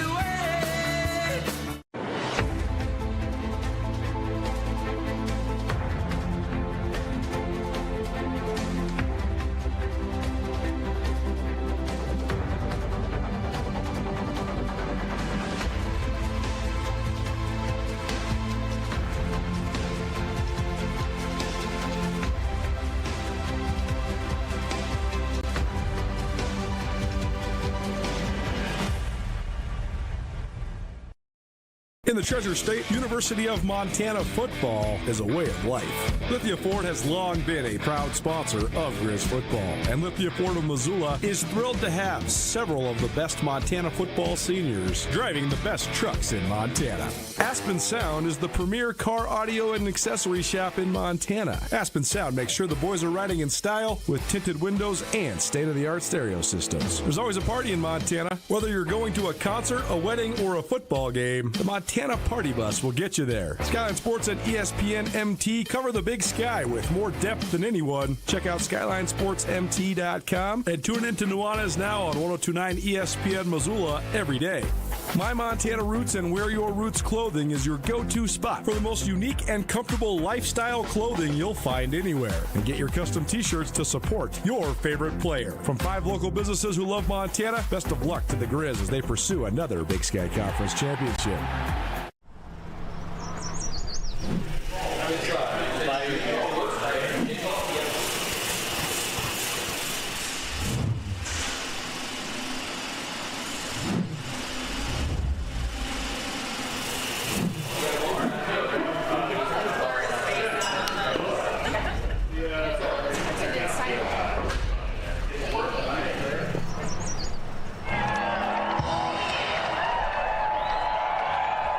Attention, your locally owned and nationally known mattress firm thanks the Missoula community for 10 years of amazing support and growth. There's a huge remodel sale blowout before the doors close for their 2-week remodel. All inventory must go. Mattresses, adjustable bases, accessories, all drastically marked down to clear the showroom. Save it to 60% off on top name brands. If you've been waiting for that amazing deal, now is the time. Mattress Firm's remodel sale only April 1st through the 15th.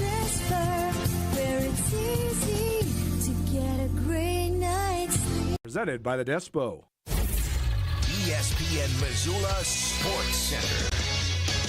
A native of Missoula will compete on the World Trail Running Stage. Hello, I'm Jeff Safford. Missoula native Adam Peterman has secured a top spot on Team USA for the 2025 World Mountain and Trail Running Championships. The 29-year-old runner earned his way by winning the Gorge Waterfalls 100K in Cascade Locks, Oregon on April 12th. Peterman finished in first place with a course record time of 7 hours, 59 minutes, and 30 seconds. The World Championships will be held September 27th in Spain, and it will be Peterman's second trip to the event. The Missoula Hellgate alum traveled to Thailand for the 2022 edition of the championships as well. The Montana football team has received its first transfer commitment since the spring transfer portal window opened last week. Kennesaw State wide receiver Blake Bohannon committed to the Grizzlies Sunday night. He announced on social media he comes to Montana with 1 season of eligibility remaining after he spent 4 seasons with the Owls. Bohannon started for 3 seasons, totaling 43 receptions for 654 yards and 2 scores in 35 games over 4 seasons. Bohannon's most productive season came in 2024 as he caught 24 passes for 289 yards in 12 games.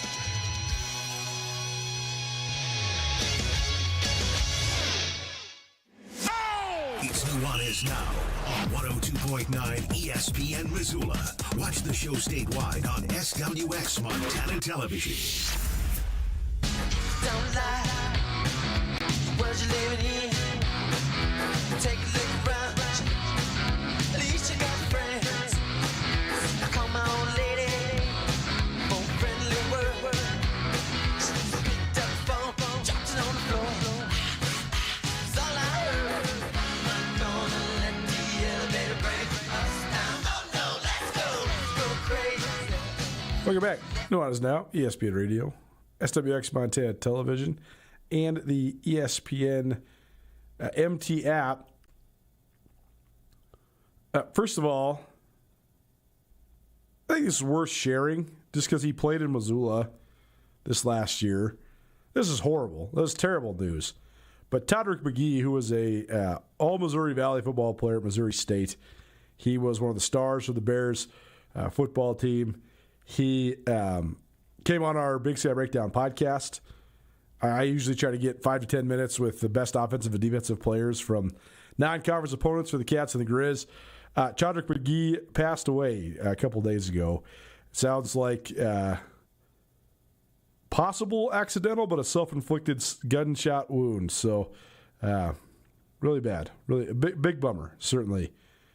Only 21 years old. So, again, how many people around here followed his whole career? Probably not a ton, but you watched him. You watched him play in Missoula last year if you're at the Grizz home opener. He was number 4. I think he had 11 tackles in the game. He was certainly Missouri State's best player.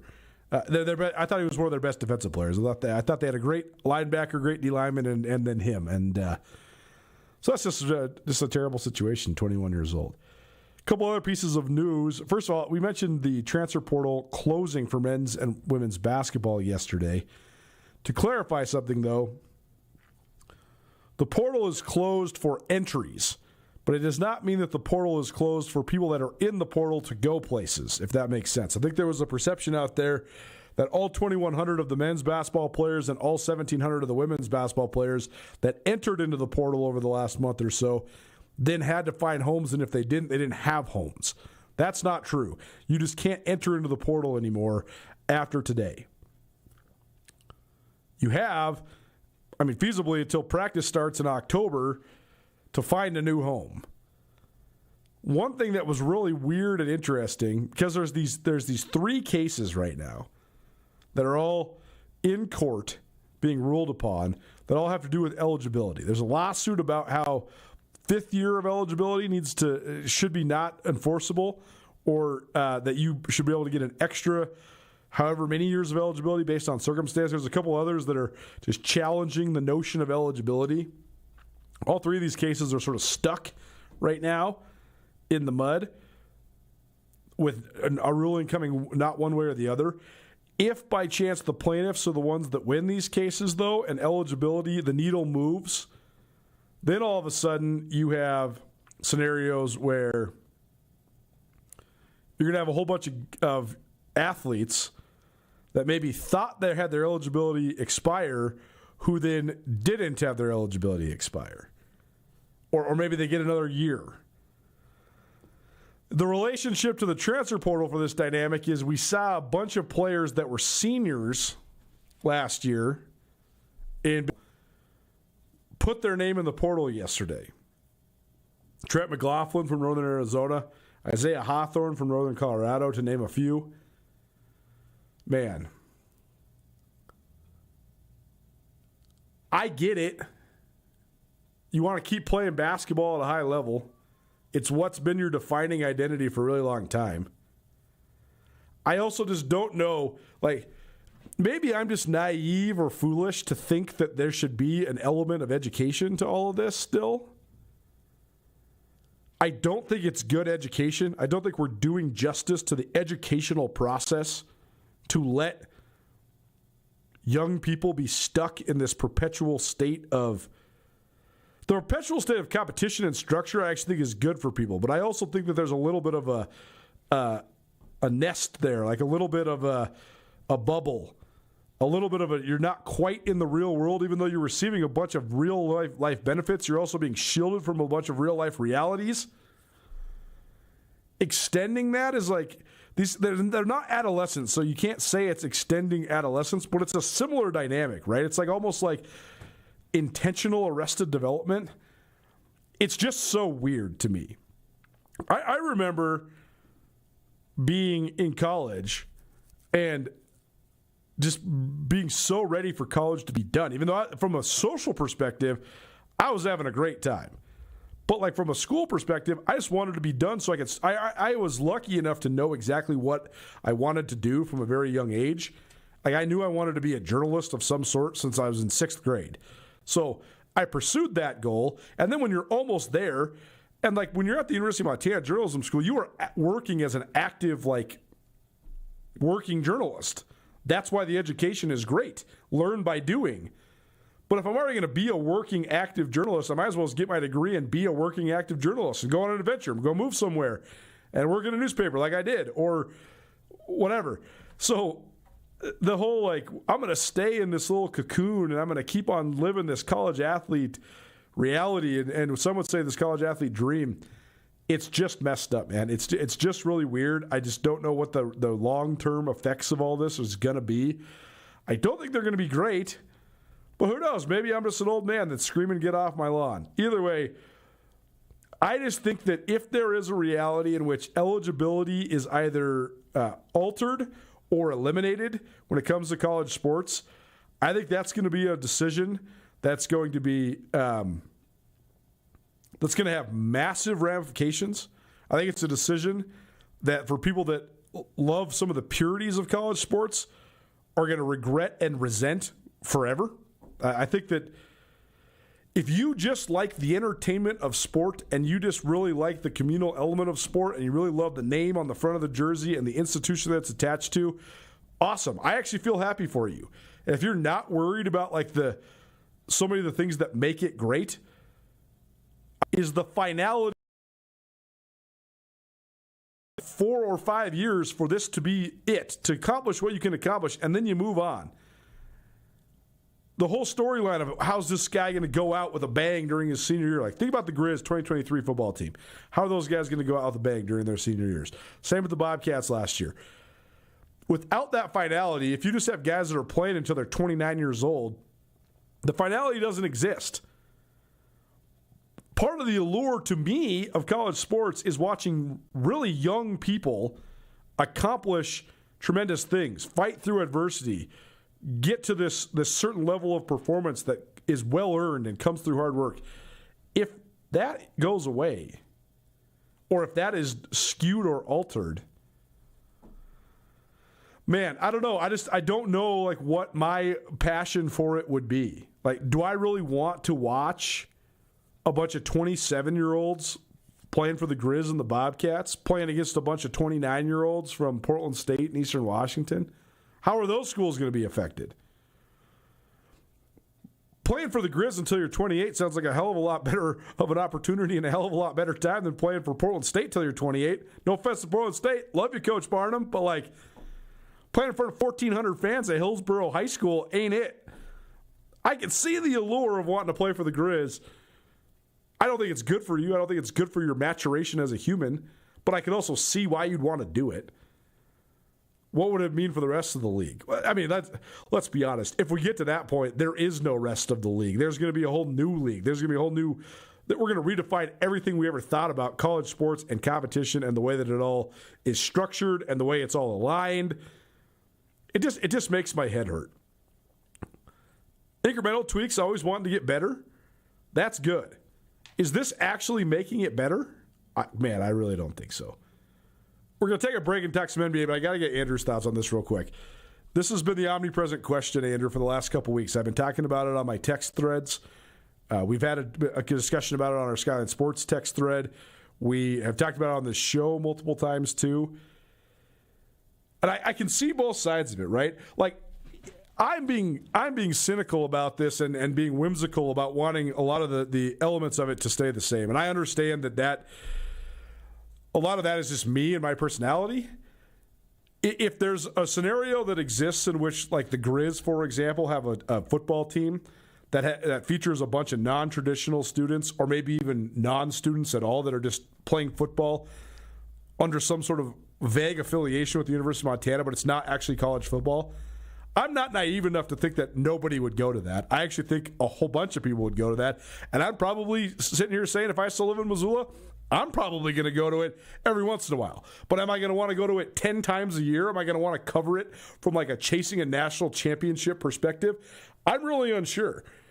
But I get some of the allure, like the high-level football, the communal gathering, the tribalism of it all, the party. Like, I get all that.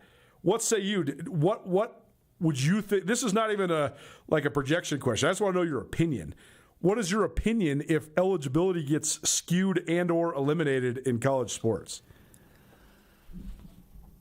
I think that college football, college athletics as a whole in the last, we've been talking about this for years and years and years now, but in about the last 5 years has been steadily, I guess this is obvious to say this, it has been steadily going away from the things that make it unique. And that's what I'll say. Not special, but unique. Totally. Completely different to every other sporting concern in this country, right? The regionality, as you mentioned, the sort of tenuous but still there connection to student athletes and to the actual university that they are representing on the field. And I think that maybe the horse is out of the barn now, but have been saying this for years. The people who run college athletics need to be very, very careful that they don't lose all of that, because otherwise, what is the draw? Right. There's nothing that you can't get from a squad of 28-year-old football players playing at Washington Grizzly Stadium who are not affiliated with the university at all, who are maybe using the colors of the Montana Grizzlies in a branding deal. There's nothing that I can't get from that as a fan that I can't get from just watching the NFL with my buddies. Well, this proof of concept has already been enforced, right? There's been how many secondary or spring pro football leagues? Nobody is interested in that. They've been trying it since the 60s. Guess what's happened to all of them? Nothing. They've all gone belly up, whether it was the AFL, the World Football League, the USFL Round 1, the XFL, Arena Football, the UFL Round 2, the USFL Round 2, then the UFL. Very, very, very, very few people are interested in it compared to Auburn and Alabama and Oregon and Montana State. Yeah, I think that's really, really true. I think that what we've been... It's a really difficult question, right? It's a really difficult dilemma that we've had here, because I think it's perfectly fine, and in fact, this is my viewpoint, that it's perfectly fine to want college football to stay true to these sort of pure roots and sort of the NCAA propaganda that we talk about, but that I think we both believe in a little bit, and also want the payers to be paid. Right? Totally. How do you do that? I don't know. I think we're finding out now that you really can't do that. You can't really have both of those things at once. And I think that a lot of people were saying this when the NIL legislation came into being in the first place, and I think that there was some hope and some optimism that you could have it. You could have those two things coexisting, and I think it's becoming more and more clear that you really can't, because I mean, we've talked with Andrew Schmidt about this. The arguments that the players are bringing to the table, now that money is involved and their careers are defined by how much they can earn monetarily, they're not really good arguments to cap eligibility in college. Right. As soon as they're deemed as employees. And that's what all the courts have said. This is the biggest conundrum of the situation, is that if you want control, like if you want to have this be not so Wild West-like, and you want to have structure and parameters, and you want to have basically guardrails, rudders on this thing. You needed to set that up from the very first. You should have set this up in 1994, first of all. But that would have required giving up some control. No question. Some compromise. But if you do have that, because here's the thing, for the old heads that are sitting there grumbling and saying, how the heck is the kid from Tennessee that's going to UCLA making $4 million a year? How the heck is Carter Beck going to go make $5.5 million at Miami? This is ridiculous. These kids shouldn't get this kind of money. I agree. If you want to have structure, salary caps, contracts, revenue sharing, that's all fine and dandy. Guess what you just defined yourself as? Professional football.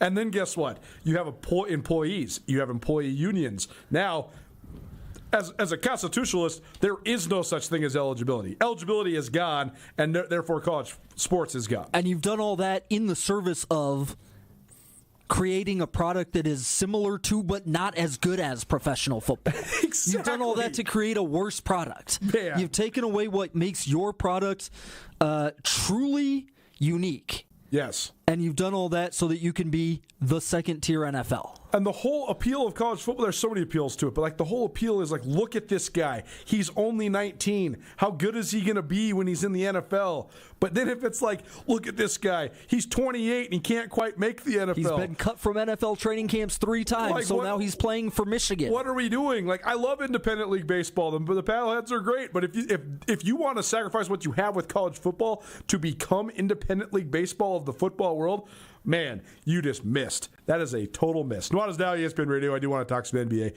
Pay one more set of bills. We'll be right back. Don't change that dial. Keep it right here. 102.9 ESPN Missoula.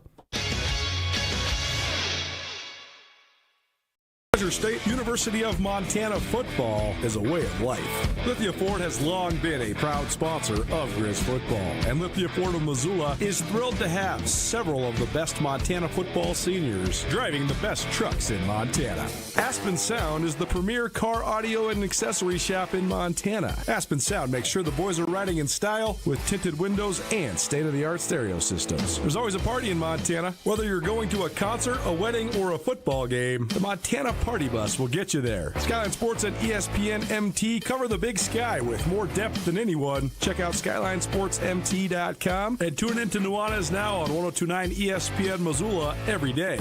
My Montana Roots and Wear Your Roots clothing is your go-to spot for the most unique and comfortable lifestyle clothing you'll find anywhere. And get your custom t-shirts to support your favorite player. From 5 local businesses who love Montana, best of luck to the Grizz as they pursue another Big Sky Conference championship.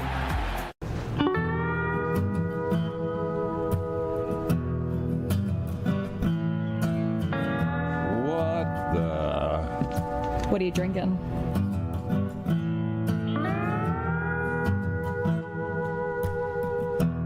I think I'll have a 56. 56 Counties American Light Lager, a beer for Montanans and friends of Montanans. Access to Montana's great backyard is the best part of being a Grizzly. At the University of Montana, our classrooms are the mountain peaks, river valleys, and never-ending plains of the Big Sky country. We provide students with the hands-on training to protect and enjoy hunting, conservation, and stewardship. UM launches the careers of outdoor leaders so that they can protect our traditions and ensure they are passed down for future generations.